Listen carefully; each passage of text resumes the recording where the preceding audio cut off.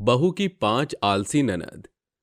सुरभि की अभी शादी हुई होती है। शादी के बाद उसके 2 दिन तो अच्छे खासे गुजर जाते हैं, लेकिन शादी के कुछ ही दिन बाद उसकी 5 ननद अपने रंग ढंग दिखाने शुरू कर देती हैं। अरे रेखा, मैं सब्जी बनाने जा रही हूँ। तुम इतनी रोटियां बनाने के लिए आटा गूंथ कर रख लो। अरे भाभी, मेरे तो सर में बहुत ज्यादा दर्द हो रहा है। मैं तो वैसे भी बहुत ज्यादा परेशान हूँ। आप तो जानती हो, जब मेरे सर में दर्द होता है तो मैं कुछ नहीं कर पाती।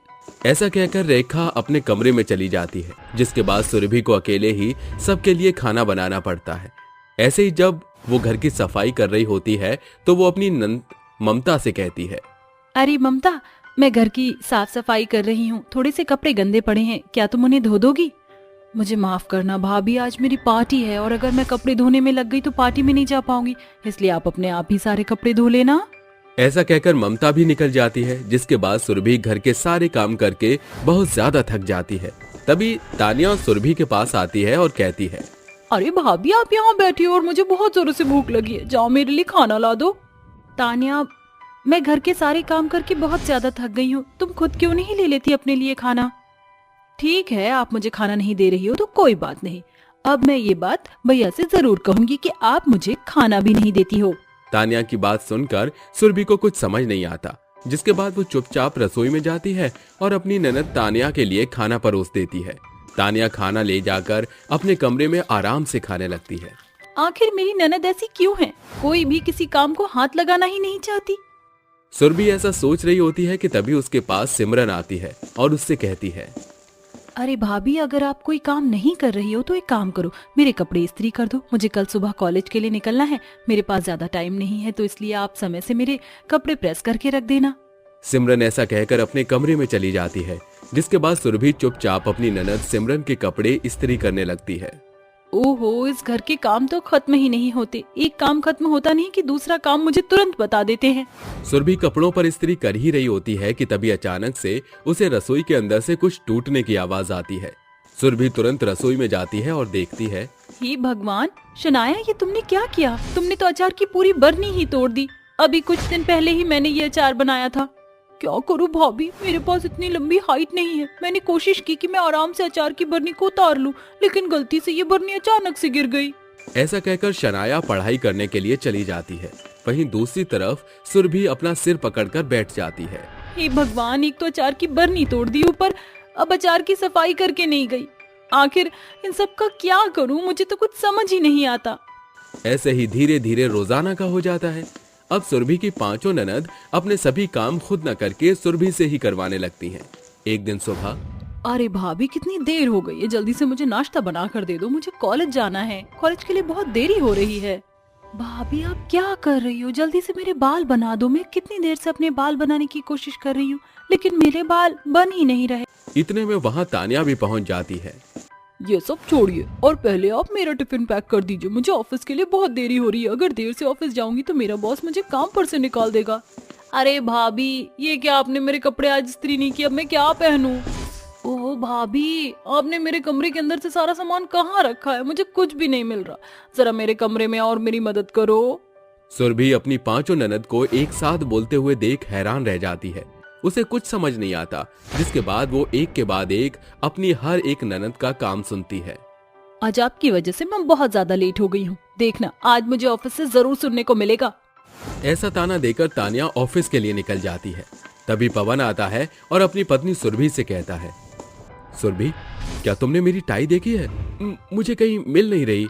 अभी लाती हूँ जी। सुरभि टाई लेकर अपने पति पवन को दे देती है। जैसे ही पवन सुरभि का उतरा हुआ चेहरा देखता है, वो उससे कहता है, अरे सुरभि, क्या हुआ? तुम इतनी परेशान क्यों हो? कोई परेशानी है तो मुझे बताओ। नहीं जी, ऐसी कोई परेशानी नहीं है, सब कुछ ठीक है। सुरभि पवन को उसकी बहनों के बारे में कुछ नहीं बताती। वो रोजाना अपनी ननद के आलसीपन को झेलने लगती है। एक दिन पवन अपनी 5 बहनों के साथ खाने की टेबल पर बैठा होता है। तभी एक के बाद एक उसकी बहन सुरभि से कहती है, भाभी, कई दिनों से मैं देख रही हूँ कि आप इस घर के कोई भी काम सही से नहीं कर पा रही है। जरा ये सब्जी तो देखना कैसी बनाई है, इसमें बिल्कुल भी स्वाद नहीं है। भाभी, शाम को मुझे एक फंक्शन में जाना है, तो मेरे लिए अच्छी सी कोई ड्रेस निकाल कर तैयार रखना। भाभी, मेरी नोटबुक नहीं मिल रही है, मेरे कॉलेज जाने से पहले आप जरा ढूंढ कर रख देना। अरे ये सब क्या चल रहा है? तुम सारे काम अपनी भाभी से ही करवाती हो। अरे थोड़ा तो उसके बारे में सोचो। अरे इसमें सोचने वाली क्या बात है, अब हमारी भाभी इस घर में है तो सारे काम वही करेंगी। अगर भाभी के होते हुए भी सारे काम हमें खुद ही करने पड़े तो भाभी के होने का फायदा ही क्या है? इससे अच्छा तो आप शादी ना करते। अरे अगर तुम्हारी भाभी अपना घर छोड़कर आई हैं तो इसका मतलब ये नहीं कि वो इस घर में नौकरानी बनकर आई हैं। तुम्हें उनके बारे में थोड़ा तो सोचना चाहिए। आखिर तुम भी किसी के घर की बहू बनकर जाओगी एक दिन। पवन की बात सुनते ही उसकी पांचों बहनें उठ खड़ी हो जाती हैं और गुस्से से नाश्ता भी नहीं करती और चली जाती हैं, जिसके चलते पवन अपने मन ही मन सोचता है, हे भगवान, अब मैं क्या करूं? मेरी बहनें तो मुझसे नाराज हो गईं, लेकिन मुझे कुछ ना कुछ तो करना ही होगा। पवन अब ये समझ जाता है कि उसकी पत्नी सुरभि की ये हालत क्यों हो रही थी, जिसके चलते पवन अपनी पांचों बहनों के लिए लड़के ढूंढना शुरू कर देता है। कुछ ही समय में उसे अपनी पांचों बहनों के लिए लड़के पसंद आ जाते हैं और वो अपनी बहनों का रिश्ता कर देता है। देखते ही देखते कुछ समय बीत जाता है और वो अपनी पांचों बहनों की शादी करके उन्हें उनके ससुराल भेज देता है। सुरभि, मैं जानता हूँ मेरी बहन बहुत आलसी थी, जिसकी वजह से उन्होंने तुम्हारी रेल बना रखी थी, लेकिन अब परेशान होने की बात नहीं है। मैंने सबकी शादी करवा दी है और वो अब अपने ससुराल में खुशी खुशी रहेंगी। माना कि आपकी बहन आलसी थी, लेकिन आपको ऐसा तो नहीं करना चाहिए था। एक सही फैसले ने सही समय पर सब कुछ ठीक कर दिया, क्योंकि अगर ये बात ज्यादा आगे बढ़ जाती तो कहीं मेरी बहनों के चलते मेरा घर न बिगड़ जाता। पवन की समझदारी देखकर सुरभि बहुत खुश होती है। वहीं दूसरी तरफ सुरभि अपनी ननद की शादी के होने के बाद उनसे फोन पर बात करती रहती है, उनकी खैर खबर लेती रहती है। शादी के बाद उसकी पांचों ननद को अपना ससुराल संभाल कर सीख भी मिल जाती है और वो सुरभि के साथ अच्छा बर्ताव करना शुरू कर देती हैं। अब सुरभि अपने पति पवन के साथ खुशी खुशी रहने लगती है। 4 देवरानी जिठानियों का एक बाथरूम। ये कहानी है पाठक परिवार की, जहाँ मक्खी चूस सुधा देवी अपने 4 बेटों और 3 बहू के साथ रह रही थी। इतना बड़ा परिवार होने के बावजूद भी सुधा देवी के बड़े से घर में केवल एक ही बाथरूम था, जिसे लेकर देवरानी जेठानी के बीच हर दिन नोक-झोंक होती। बावजूद इसके सास ने दूसरा बाथरूम नहीं बनवाया। सुबह के 5 बज रहे थे, तभी अलार्म की तिथि आवाज परिणीति के कानों में पड़ते ही वह झट से बिछौने से बाहर आकर चप्पल पहनकर बाथरूम की ओर भागती है। शुक्र है अभी बाथरूम खाली है। चल परिणीति, जल्दी से पांव बढ़ा और अंदर घुस जा। परिणीति जल्दी से बाथरूम में घुस जाती है। तभी बाकी की दोनों बहू सुरभि और दीपाली भी लाइन में आकर खड़ी हो जाती हैं। कुछ देर बाद दीपाली जोर जोर से दरवाजा खटखटा कर कहती है, अरे जेठानी जी, बाथरूम के अंदर ही जम गई हो क्या? जल्दी बाहर आओ, मेरे पेट में हलचल हो रही है। हलचल हो या बुलबुले छूटे, मैं तो तसल्ली से हल्का होकर ही बाहर आऊंगी। दोनों देवरानी जेठानी बाथरूम के बाहर लाइन में खड़ी दरवाजा खुलने का इंतजार कर रही होती हैं कि उनकी सास सुधा पेट पकड़कर भागती हुई आकर जोर शोर से दरवाजा पीटने लगती है। अरे मर जानी, जल्दी बाहर आ, वरना मेरे पेट में उठ रहे बुलबुले यहीं बाहर आ जाएंगे। माँ जी, हम दोनों देवरानी जेठानी पिछले 15 मिनट से खड़ी हैं और आप आगे आकर खड़ी हो गई। अरे चुप करो तुम दोनों। अरे परिणीति बहू, जल्दी बाहर आ, वरना मेरे अंदर का फव्वारा यहीं फूट जाएगा। अचानक से बाथरूम का दरवाजा खुल जाता है और परिणीति बाहर आकर बोलती है, माँ जी, आपके हल्ला मचाने से बाथरूम में बैठा इंसान क्या झट से हल्का हो जाएगा? कितनी बार कहा माँ जी कि हम बहुओं के लिए अलग अलग बाथरूम बनवा दीजिए ताकि रोज रोज की परेशानी से पीछा छूटे।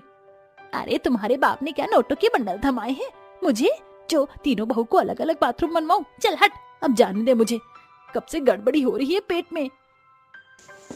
सास तेजी के साथ बाथरूम में जाती है और दोनों देवरानी जेठानी देखती रह जाती है। तभी दीपाली बोलती है, कुछ दिनों के बाद ये बाथरूम शेयर करने की समस्या और ज्यादा बढ़ जाएगी। बस विपुल की शादी में 1 ही हफ्ते तो बचे हैं, पता नहीं 4-4 देवरानी जेठानी एक बाथरूम में कैसे काम चलाएंगे। समय गुजरता है, जिसके साथ सुधा के चौथे बेटे की शादी दीप्ति से हो जाती है और शादी की पहली सुबह जब दीप्ति नहाने के लिए बाथरूम में आती है तो बाकी की 3 देवरानी जेठानी को लाइन में लगा देखकर कहती है, अरे जेठानी, देवरानी, आप तीनों बहू ये बाथरूम के बाहर क्यों खड़ी हैं? इस पर सुरभि अपनी देवरानी को अटपटा सा जवाब देते हुए कहती है, जाहिर सी बात है दीप्ति, बाथरूम के भीतर भंडारा तो बट नहीं रहा होगा जिसे लेने के लिए हम लाइन में लगी हैं। हल्का होने के लिए खड़ी हैं, क्योंकि इस घर में सिर्फ एक ही गुसल खाना है, नहाना धोना और हल्का होना इसी बाथरूम में होता है। 4 बहू के बीच एक बाथरूम देखकर दीप्ति को ये बात खटक पड़ती है और वह अपनी सास से कहती है, माँ जी, अपनी चारों देवरानी जेठानी के लिए अलग अलग कमरे बनवाए हैं, फिर बाथरूम एक क्यों? अरे नहीं बहू, भांग खाली है क्या भोर सवेर? भगवान का भजन जपना चाहिए, फिर तू बाथरूम का राग क्यों छेड़ रही है?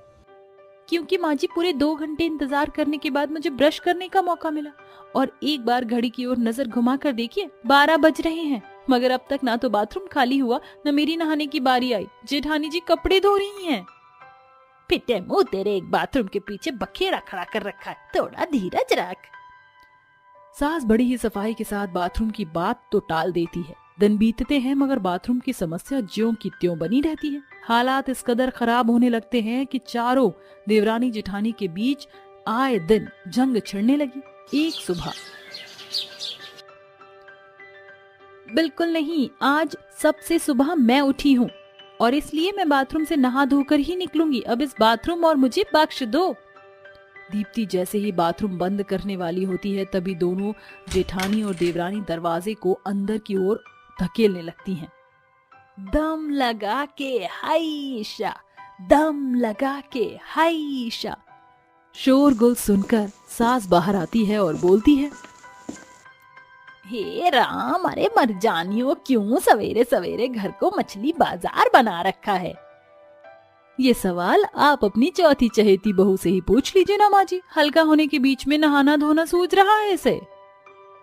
वो क्या है ना माँ जी, मुझे अपनी जेठानी के जैसे मैल जमा करने का कोई इरादा नहीं। मैं भी देखती हूँ, आज मैं नहीं तो कौन?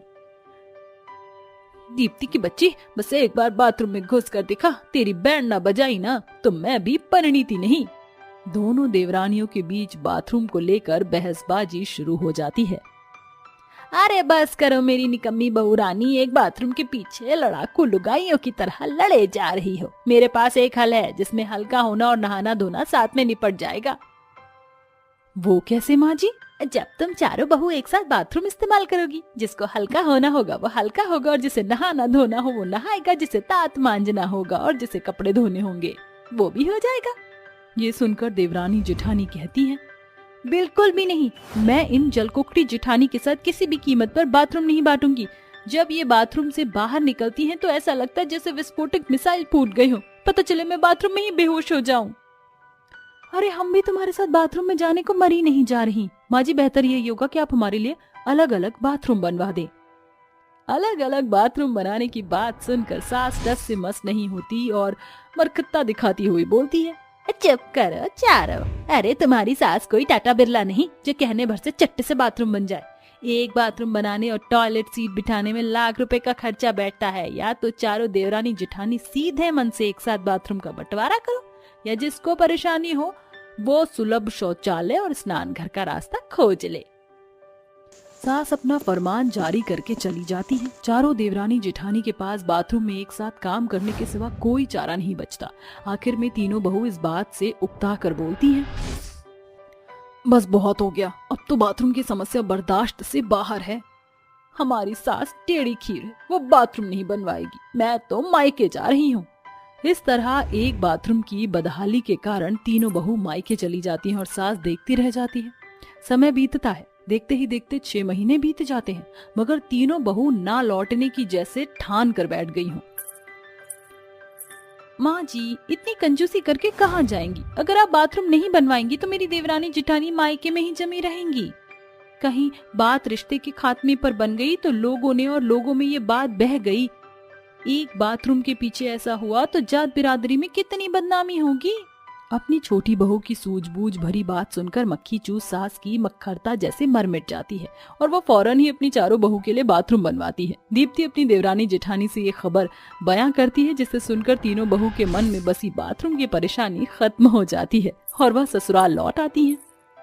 माँ जी, हम तीनों को माफ कर देना, हमारा इरादा आपके दिल को ठेस पहुंचाना नहीं था, बल्कि बस ये समझाना था कि हमारी रोजमर्रा की जरूरत बाथरूम से जुड़ी है और 4 देवरानी जेठानी के बीच एक बाथरूम होना मुनासिब नहीं था।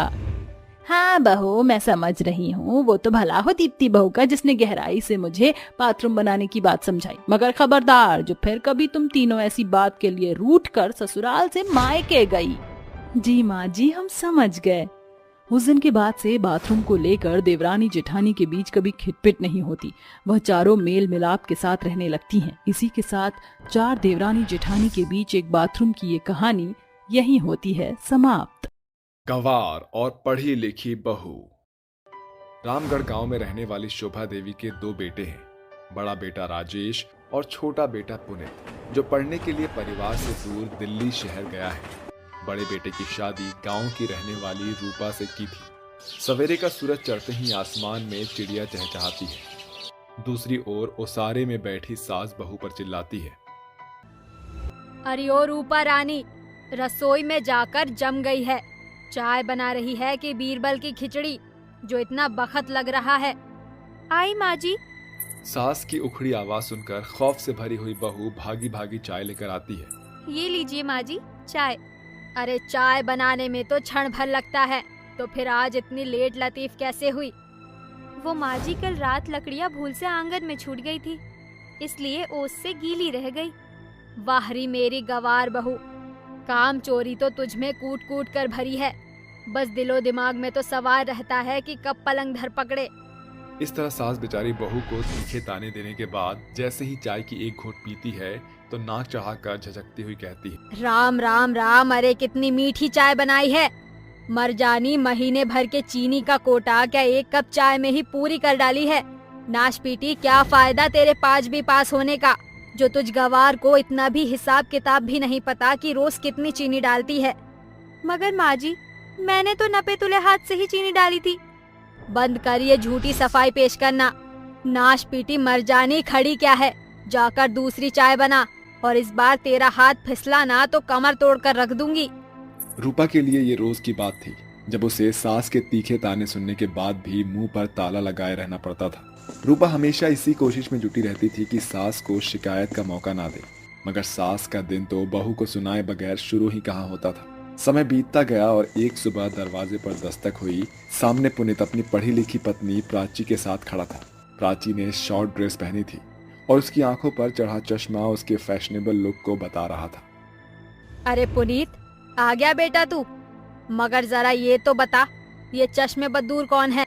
सास की बात सुनकर प्राची अपनी पढ़ाई का रुआब झाड़ने लगती है। हे यू ओल्ड लेडी, तुम होती कौन हो मुझे जज करने वाली? ब्लडी बुढ़िया। अरे ओ फिरंगीन, ज्यादा पटर पटर अंग्रेजी मत झाड़ो, वरना शोभा का माथा सनका तो धोबी पछाड़ मारेगी। अरे मेरे नकारे औलाद, कौन है ये अंग्रेजी की औलाद? माँ, ये प्राची है, आपकी पढ़ी लिखी बहू। MBA की पढ़ाई की है इसने और साथ में पोस्ट ग्रेजुएट भी है। अपने इंग्लिश से अच्छों की छुट्टी कर देती है ये। अपनी पढ़ी लिखी बहू का परिचय जानकर सास का सीना फक्र से चौड़ा हो जाता है, जिसके साथ सास का सुर ताल ऐसे बदलता है मानो मुंह में शहद की गगरी घुल गई हो। मेरी प्यारी बहू, अपनी सास की कही सुनी को दिल से ना लगाना। वो तो बस मैं, अंग्रेजी में क्या बोलते हैं, फ्रैंक कर रही थी। ओह गॉड, उसे फ्रैंक नहीं प्रैंक कहते हैं सासू माँ, गवार कहीं की। Anyway, where is my room? चलो प्राची, मैं तुम्हें कमरे तक ले चलती हूँ। मैं रूपा हूँ, पुनीत के बड़े भैया की पत्नी। रूपा, कितना देहाती साउंड कर रहा है ये नाम। तुम गांव के गवार लोग आज भी 17वीं सेंचुरी के नाम रखे बैठे हो। ब्लडी बॉर्डरेम। अरे बहू, इस बॉर्डरेम को तो आदत है बेइज्जत होने की। तू जा, आराम कर। प्राची के शब्दों में सवार पढ़े लिखे होने का गुमान देखकर रूपा चुप हो जाती है। अगले दिन शोभा गांव पर घूमती हुई शहर से आई पढ़ी लिखी बहू का ढिंढोरा पीट देती है। समय बीतता है, फिर एक दिन सास अपनी पढ़ी लिखी बहू के साथ ओसारे में बैठी होती है। तभी रूपा हाथों में एक पेपर लिए वहां आती है। प्राची, पोस्टमैन आया था, ये डिब्बा देकर गया। अरे मेरी गवार भाभी, इसे इंग्लिश में पार्सल कहते हैं। लगता है स्कूल के पीछे पढ़ाई की है क्या? अरे प्राची बहू, अंग्रेजी में जरा कच्ची है रूपा रानी। 5 पास जो है, मगर जब से मेरी पढ़ी लिखी बहू के पांव इस घर में पड़े हैं, तेरी सास का सीना चौड़ा हो गया है, वरना तो मेरी इस गवार बॉडम बहू के बेड़क पने से पक चुकी थी। बेचारी बहू रूपा को अपने कम पढ़े लिखे होने के कारण गंवार शब्द सुनकर रुस्वा होना पड़ता है। समय बीतता गया, जहाँ रूपा सारा दिन सास से गंवार होने का ताना सहकर एक पांव पर नाचती रहती थी, वहीं पढ़ी लिखी बहू दिन रात पलंग पर पसरी रहती। दिन गुजरते गए, फिर एक दिन शोभा की सहेली विमला मिठाई की थाली लिए उनके घर आती है। शोभा, ओ शोभा रानी कहाँ है? अरे विमला तू, क्या बात है, किस खुशी में मिठाई बांट रही है? मेरी बेटी रेवा का रिश्ता पक्का हो गया है, बस उसी खुशी में। ले रूपा बहू, तू भी मुंह मीठा कर ले। शुक्रिया विमला मौसी। अरे कहाँ है तेरी पढ़ी लिखी बहू? परदेश चली गई है क्या, जो नजर नहीं आ रही? अरे अपने कमरे में बैठी है, जा, तुझे भी हाय हेलो करना सिखा देगी। जैसे ही विमला कमरे में आती है तो पुनीत प्राची के पैर दबा रहा होता है। पुनीत प्लीज जरा हल्के हाथों से पैर दबाओ, स्टूपिड कहीं के। ठीक है मेरी माँ। विमला मिठाई की थाली लिए बाहर आती है, तभी शोभा कहती है, अरे खिलाई मिठाई। अरे शोभा, पढ़ी लिखी बहू के रूप में तूने बड़ी पनौती को घर में पना दिया है। अरे अपने पति को छुरी की नोक के जैसे नचा रही है। अरे पैर दबवा रही है पति से मर जानी। ये बोलकर विमला चली जाती है और शोभा गुस्से में कमरे में आकर गरजती हुई कहती है, तौबा तौबा, अरे मर जानी, पति से पैर दबवाकर नर्क की भट्टी में जाएगी क्या? पति परमेश्वर होता है। अरे ऐसा भी क्या हो गया जो गवारों की तरह गरज रही हैं? और एक बात, अपनी गवारपंती की गाथा मेरे सामने मत गाइए। पुनीत मेरा पति है, मैं उसे पैर दबवाऊं या जो मन चाहे करवाऊं, मैं अपनी मर्जी की मालिक हूँ। ये सुनकर गुस्से से तिलमिलाई सास ताव में आकर जैसे ही हाथ उठाती है, प्राची शोभा का हाथ पकड़कर कहती है, आह! मुझ पर हाथ उठाने की गुस्ताखी भूल के भी मत करना।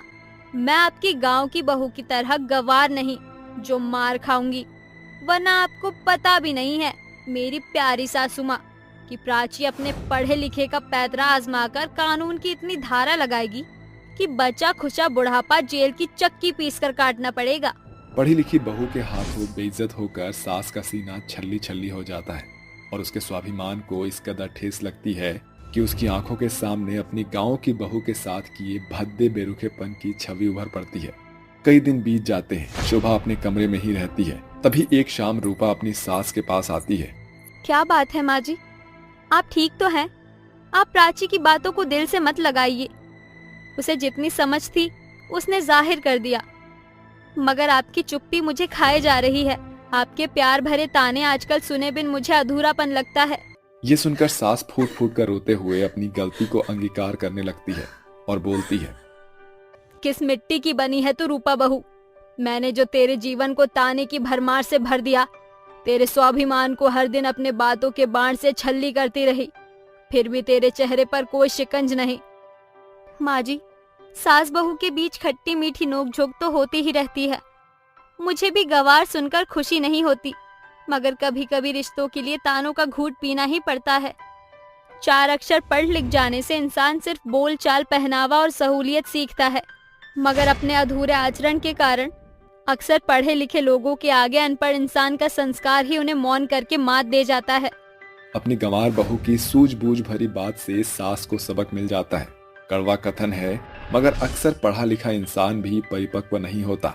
कभी कभी गंवार शख्स भी ज्ञान में उन्हें पीछे छोड़ जाता है। इसलिए अभिमान में आकर किसी इंसान को खुद से कम आंकने की भूल ना करें। ठंड में गरीब दर्जी बाप की 5 बेटियां। सर्द भरी लहरों ने शोभेपुर गांव के चप्पे चप्पे को घेर लिया था। आसमान से बरसती बर्फ के टुकड़े जमीन पर अपना हक जमा रहे थे, जैसे सर्दी ने शोभेपुर को सीप में समा लिया था। अगर हर घर आंगन में आग जल रही, मगर गरीब दर्जी दामोदर के हाथ अभी सिलाई मशीन पर ही दौड़ रहे थे। आखिरकार उस बूढ़े गरीब दर्जी बाप के कंधों पर 5 बेटियों के ब्याह का बड़ा बोझ जो था। बाबूजी, बहुत देर हो गई है, चलिए चलकर खाना खा लीजिए। तू अपने बाबूजी की चिंता मत कर बबीता, बिटिया खाना खा ले और अपने बहनों को भी खिला दे। मुझे ये कुर्ता कल सवेरे काशी सिंह को देना है। तू जानती है वे स्वभाव से गरम पंथी है। ऐसा बोलकर दामोदर फिर से सिलाई मशीन पर हाथ फेरने लगता है कि दामोदर की सबसे छोटी बेटी छवि बोलती है, बस बाबूजी, अब अपनी सिलाई मशीन की खिटपिट बंद कीजिए और चलकर खाना खाइए, वरना हम 5 बहनें आपके बगैर एक भी कौर नहीं खाएंगी। हाँ, तू नहीं सुधरेगी ना, जब देखो दबंगई दिखाती रहती है अपने दर्जी बाप को। अपने पिता को खाना परोसकर 5 बहनें बैठ जाती हैं। तभी दामोदर बोलता है, अरे क्या बात है, तुम 5 बहनों ने अपनी थाली नहीं लगाई? पिताजी, वो क्या है ना, हम 5 ने तो दोपहर में ही इतना ज्यादा खा लिया था कि पेट में एक दाने की जगह नहीं। बबीता बड़ी ही सफाई से अपने पिता के प्रश्न का प्रत्युत्तर देती है। मगर उस गरीब बाप की आंखों से घर की बदहाली कहाँ छुपी थी, जिसे सोचकर दामोदर रोते हुए बोलता है, मेरी बेटियों, तुम्हें अपने पिता के आगे झूठी सफाई पेश करने की कोई जरूरत नहीं, क्योंकि जब तुम्हारा गरीब पिता तुम्हें 2 वक्त का खाना भी भरपूर से नहीं खिला पाता, उसके घर में दोपहर का भोजन कहाँ से मुहैया होगा। तुम लोग भी मन ही मन कुड़ती होगी। कैसे गरीब बाप की बिटिया हो तुम, जो तुम्हें खुला खर्चा भी नहीं देता। अपने पिता की ये बात सुनकर 5 बहनों का मन पसीज पड़ता है और अलका अपने पिता के आंसू पोंछते हुए बोलती है, ऐसा ना कहिए बाबूजी, आपने हम 5 बहनों की परवरिश के लिए अपना जीवन झोंक दिया।